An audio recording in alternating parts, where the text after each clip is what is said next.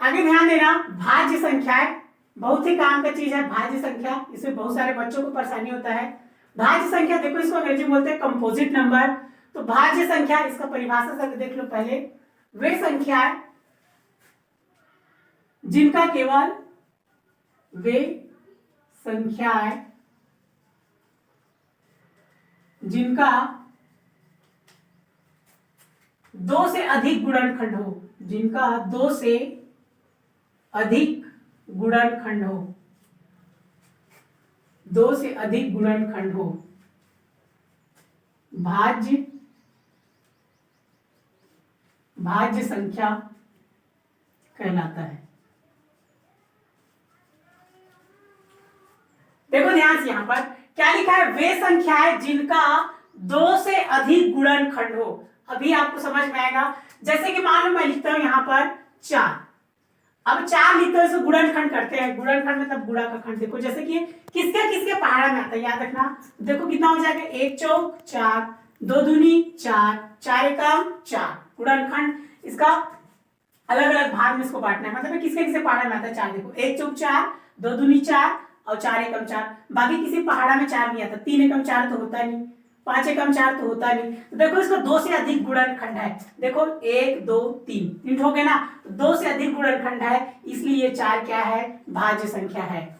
अगर मान लो हम लिखते हैं, ध्यान से देखना, 5 लिखते हैं, तो देखो 1 पंचे 5 होता है और 5 एकम 5 होता है, 2 तिया 5 होता है क्या, 3 दूनी 5 होता है क्या, नहीं होता। इसका केवल 2 गुणनखंड है, इसका 2 गुणनखंड है, तो ये 5 क्या है, ये भाज्य संख्या नहीं है। याद रखना, ये 5 क्या है, भाज्य संख्या नहीं है। इसी जगह लेते हैं हम 6। तो 6 का देखो किसके किसके पहाड़े में आता है, बस इतना ध्यान देना। 1 के पहाड़े में 6 आता है, और किसके पहाड़े में 6 आता है, 2 के पहाड़े में 6 आता है, 2 तिया 6, 3 दूनी 6, 4 पहाड़े में 6 आता है नहीं, 6 एकम 6। देखो इसका 2 से ज्यादा गुणनखंड है, 1 2 3 4, मतलब ये भी क्या है, 6 एक भाज्य संख्या है। अब देखते हैं 7 का देखो किसके पहाड़े में आता है, 1 के पहाड़े में 7 आता है, 1 7 के 7, 2 पहाड़े में 7 आता है क्या, 2 तिया 7, 4 दूनी 7, ऐसा होता है क्या, 5 दूनी 7 नहीं होता, 7 एकम 7। देखो ध्यान देना, इसका केवल 2 गुणनखंड है, तो इसका 2 गुणनखंड है, इसलिए ये क्या हो जाएगा, ये भाज्य संख्या नहीं होगा।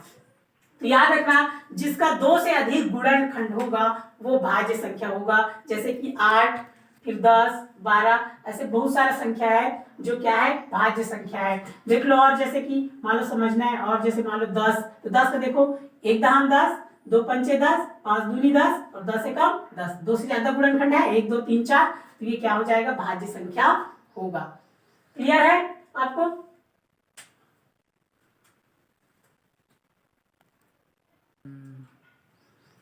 देखना आगे, इसी में भाज्य की बात आगे समझते हैं। अभाज्य संख्या, यहीं पर आपको समझाया, तुम देखना यहाँ पर आगे, यहाँ पर हो जाएगा अभाज्य संख्या। अभाज्य संख्या इसको बोलते हैं, अभाज्य संख्या को प्राइम नंबर, प्राइम नंबर। तो देखना, जिनका केवल वे संख्याएं, ठीक, वे संख्याएं जिनका केवल 2 गुणनखंड हो, 2 गुणनखंड हो, अभाज्य संख्या कहलाता है, अभाज्य संख्या कहलाता है। ध्यान देखना इसको, देखो क्या लिखा है, जिनका केवल 2 गुणनखंड हो, केवल 2 गुणनखंड। देखो जैसे बताया था कि मान लो आ गया 2 आया, अब 2 का देखना, 1 के पहाड़ा में 2 आता है और 2 के पहाड़ा में 2 आता है, 1 दूनी 2, 2 एकम 2, 3 के पहाड़ा में 2 आता है क्या, 4 के पहाड़ा में 2 आता है, नहीं आता। तो ये क्या हो जाएगा, 2 गुणनखंड है इसका, इसलिए ये क्या हो जाएगा, ये अभाज्य संख्या होगा। ध्यान देना, यहाँ पर ये क्या हो जाएगा, अभाज्य संख्या होगा। यहाँ 2 ये क्या है, अभाज्य संख्या है। वैसे देखो जैसे कि 3 में क्या होगा, 1 तिया 3, 3 एकम 3, और बताया था जैसे कि इसमें 5, 1 पंचे 5, 5 एकम 5, 7, 1 सत्ते 7, 7 एकम 7, 8 नहीं होगा। यहाँ पर देखना 9 भी नहीं होगा, 11, 1 ग्यारह 11, 11 एकम 11, ऐसे बहुत सारा संख्या है जिनका केवल 2 गुणनखंड है, ये सब क्या होगा, अभाज्य संख्या कहलाएगा। और जिनका 2 से ज्यादा गुणनखंड होगा, जैसे इसमें देखें, तो वो क्या हो जाएगा, भाज्य संख्या होगा। और एक चीज याद रखना, जैसे कि एक, अब मान लो लिखा है यहाँ पर, देखना ध्यान देना, एक, अब एक का तो केवल एक ही गुणनखंड होता है, एक एकम एक, और किसी पारा में एक आता है क्या, नहीं, तो ये केवल एक एक गुणनखंड है इसका, इसलिए एक क्या होगा, एक न तो भाज्य है न अभाज्य, क्योंकि इसका एक ही गुणनखंड है। याद रखना एक क्या है, न भाज्य और न अभाज्य, न भाज्य है और न अभाज्य है, इसको ध्यान देना। एक न तो भाज्य है और न ही अभाज्य है, क्योंकि उसका केवल एक ही गुणनखंड है। तो जिसका केवल दो गुणनखंड वो अभाज्य संख्या, जिसका दो से अधिक गुणनखंड वो भाज्य संख्या। इसको आपको क्या बहुत अच्छे से समझना है, परिभाषा किसी को रटना नहीं है, पूरा इसको समझना है ये चीज होता क्या है। उम्मीद है आपको बहुत अच्छे से समझ में आ रहा होगा।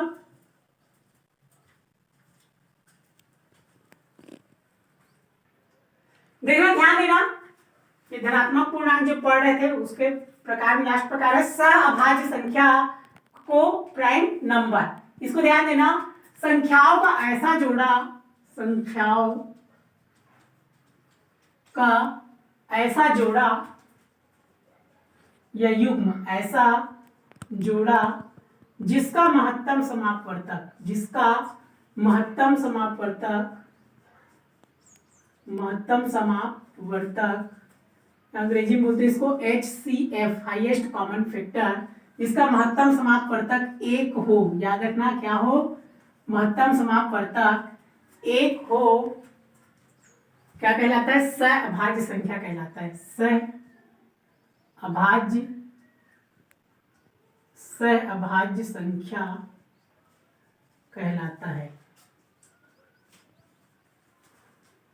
अब देखो इसको समझते हैं, महत्तम समापवर्तक, जैसे कि संख्याओं का जोड़ा, देखो ऐसे संख्याओं का जोड़ा मतलब दो ठो लेना है, जैसे कि इधर लिखा, मान लो यार हम लिख देते हैं यहाँ पर, जैसे कि लिख दिए यहाँ पर 3 और लिख देते हैं 5, जोड़ा है, दो संख्या है, जोड़ा मतलब दो संख्या होना चाहिए, 3 और 5।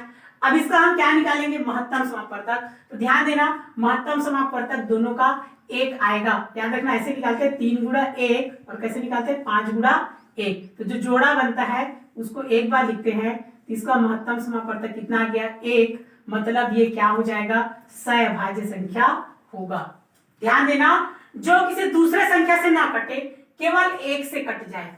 याद रखना, जो केवल एक से कटेगा, दोनों संख्या एक से कटना चाहिए, दूसरे संख्या से नहीं कटना चाहिए, वो क्या होगा, सहअभाज्य संख्या होगा। जैसे मान लो और लेते हैं हम लोग, अगर मान लो ले लिए, याद रखना अगर मान लो इसको लेते हो, जैसे कि क्या हो गया, अब देखना 2 और 4 लेते हैं, ध्यान देना। अब 2 का क्या लिख सकते हैं, 2 गुणा 1, 4 का क्या होता है 2 गुणा 2। देखो इसका महत्तम समापवर्तक क्या निकल रहा है, महत्तम समापवर्तक कितना आ गया, 2। तो 2 आ गया, मतलब ये क्या है, ये सहअभाज्य संख्या नहीं होगा। जिसका महत्तम समापवर्तक 1 आएगा, जिसका महत्तम समापवर्तक 1 आएगा, ध्यान देना, वही क्या होगा, सहअभाज्य संख्या होगा। यहाँ पर 2 और 4 सहअभाज्य संख्या ये नहीं है, ध्यान देना, 2 और 4 सहअभाज्य संख्या नहीं है, क्योंकि उसका महत्तम समापवर्तक कितना आ रहा है, 2 आ रहा है। यहाँ पर देखो और भी समझ सकते हो, कुल मिला के याद रखना, दोनों संख्या केवल एक से कटना चाहिए, दूसरे संख्या से नहीं कटना चाहिए। जैसे कि इसमें 2 से कट रहा है, 2 एकम 2, 2 दूनी 4, देखो तो दूसरे संख्या से कट रहा है ना, केवल एक से कटना चाहिए। और भी ले सकते हो, जैसे कि मान ले लिए 1 ले लिए, 1 और क्या ले लिए 12, यहाँ से देख सकते हो 1 और 12। अब देखो 1 केवल 1 के पहाड़े में आता है, 1 कम 1, और 12 केवल 12 के पहाड़े में आता है, 1 12 12 या 12 एकम 12। तो देखो यहाँ पर ध्यान देना, 1 12 12, यहाँ देखो तो इसका भी जोड़ा बना, तो इसका महत्तम समापवर्तक कितना आ गया, 1। तो जिसका महत्तम समापवर्तक 1 आएगा वो क्या होगा, सहअभाज्य संख्या होगा। तो ध्यान देना, दोनों संख्या केवल 1 से कटना चाहिए, अगर 1 से कट रहा है तब वो सहअभाज्य संख्या होगा, लेकिन अगर दूसरे संख्या से कट रहा है तो फिर वो सहअभाज्य संख्या नहीं होगा। उम्मीद है आपको बहुत अच्छे समझ में आया होगा, ध्यानपूर्वक वीडियो को बहुत अच्छे से देखें, धन्यवाद।